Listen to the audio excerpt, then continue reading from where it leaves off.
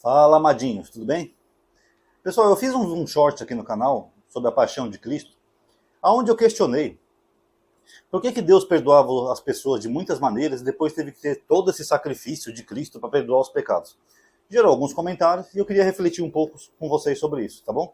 Já dei um like aí no vídeo, tá, pessoal? Porque quando a gente deixa pro final, a gente esquece, né? A gente pede só no final o like, a pessoa esquece, acaba não dando. Então já dei um like aí no vídeo, tá? A gente consegue manter um pouquinho mais esse canal no ar. Quanto mais engajamento, mais views, tá bom? Então vamos lá, pessoal. No chamado Velho Testamento, Deus perdoava de muitas maneiras diferentes.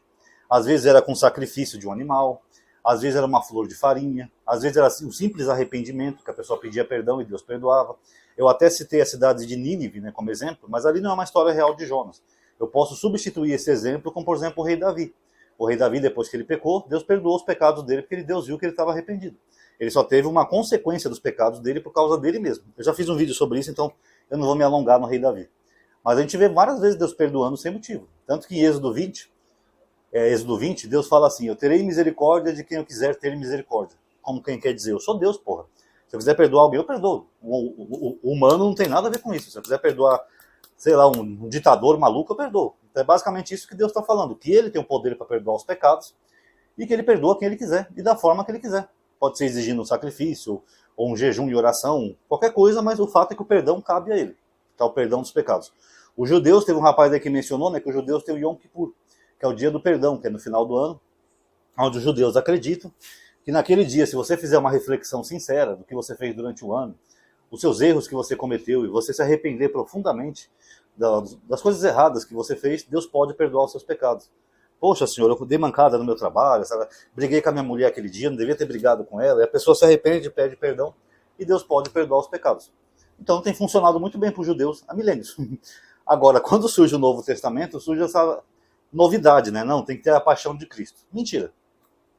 Primeiro que a Bíblia, segundo Marcos, que é o evangelho mais antigo, ela fala que João Batista batizava para perdoar os pecados. Eu já fiz um vídeo com a Lozinha mostrando os termos em grego aqui para vocês verem. Então, se João Batista já tinha um batismo que perdoava os pecados das pessoas, para que a paixão de Cristo? Era só batizar todo mundo e pronto. Padre, eu pequei. Tá bom, filho, eu vou te batizar para perdoar os seus pecados. Você está arrependido, né? Tô, padre, então vamos cá, vou te batizar para perdoar os pecados. Pronto.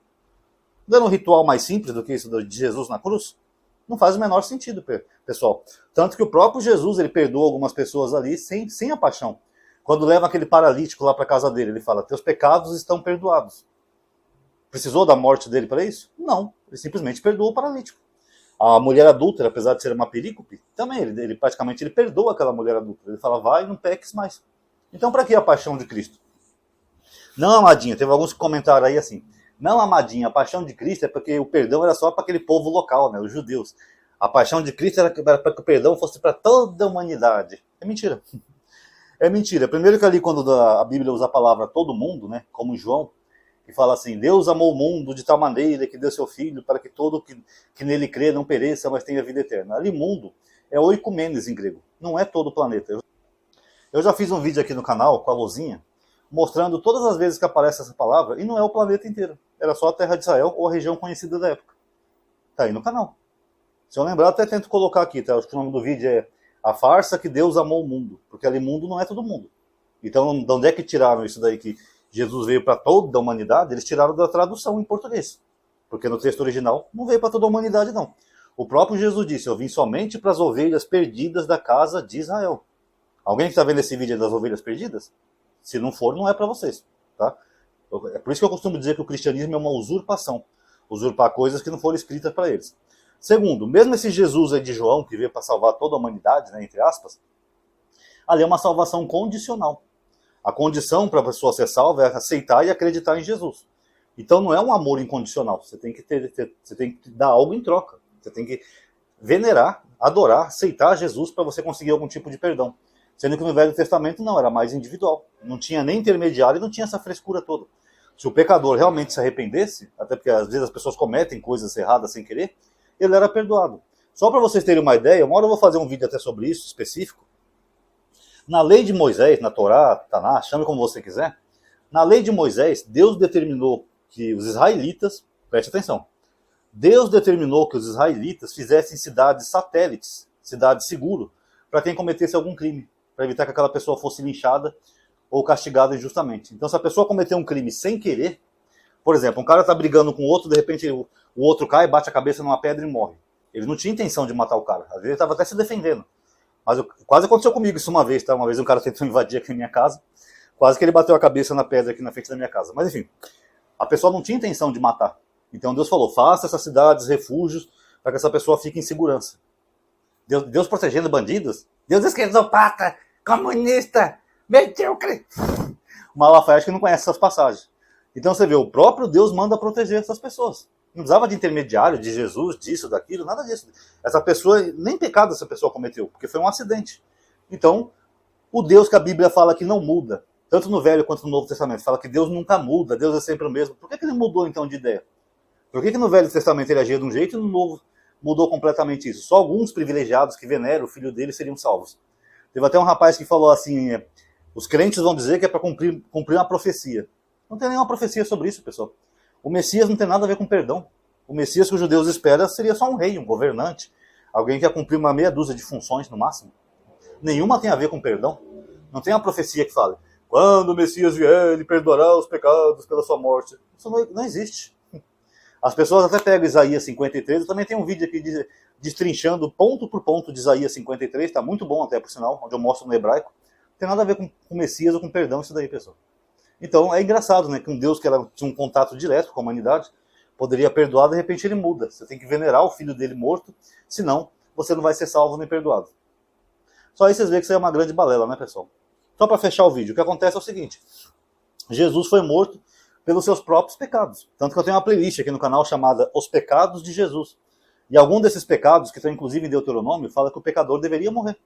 Inclusive da forma como Jesus morreu, né? Deuteronômio chega a falar assim, ó, o pendurado é maldito de Deus, porque ele deveria morrer. Era um filho rebelde, alguém que fazia sinais e prodígios, alguém que tentou enganar o povo, enfim, por isso que ele morreu.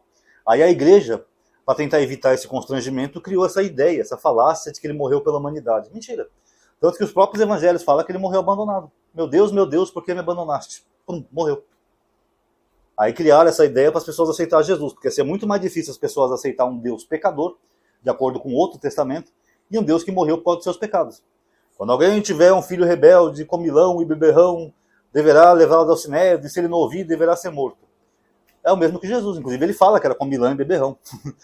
Não respeitava os pais, né? Chegou a chamar a mãe dele de mulher, e usou uma expressão negativa, mulher, que tenho eu contigo? Que seria em português o nosso foda-se, tá, pessoal? Esse é o primeiro pecado de Jesus, tem um vídeo com esse nome aí, vocês podem ver que eu provei isso. Então Jesus morreu por isso, que ele era um rebelde, um algoreiro, não seguia as leis de Israel, violava o sábado, fazia as coisas tudo do jeito dele, ele confrontava Deus o tempo todo, tentou se igualar a Deus e foi morto. De uma forma até considerada maldita no Velho Testamento.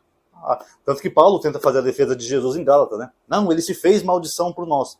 Aí criaram essa história de paixão, inclusive aquela imagem que eu usei no fundo é meramente ilustrativa, tá, pessoal? Que é do filme do Mel Gibson. É que eu tô com dificuldade de pegar a imagem, que eu tô sem dados, então eu pego às vezes a conexão do meu irmão só para baixar algumas imagens, então eu pego qualquer imagem que sirva, tá? Mas o fato é esse, então pegaram a morte dele, que foi uma morte vergonhosa para um judeu, e tentaram criar essa falácia para dizer que a morte dele foi honrosa, ele morreu para salvar toda a humanidade. Agora fica a pergunta, como é que um pecador vai salvar os pecados dos outros, pessoal? Respondam aí. Quer dizer, então, que se eu pegar um cara, tipo, sei lá, um Marcola da vida, um Fernandinho Beiramar, ele pode salvar os pecados de outras pessoas? Ele não salvou nem os dele. Então fica aí para reflexão, pessoal. Esses vídeos todos eu tenho aqui no canal, tá? Só pesquisem aí, analisando as escrituras, mais o nome do vídeo, e vocês vão achar todos eles, tá bom? Você já sabe, né? Quem gostou, dá um like no vídeo, ativa o sininho, se inscreva no canal. Considere entrar na lista de aviso que eu tenho, Telegram, WhatsApp, não é grupo, é só lista de aviso, tá bom? Comente aí também que sua opinião é importante, dá engajamento, tá bom? Muito obrigado a todos aí que assistiram, paz a todos.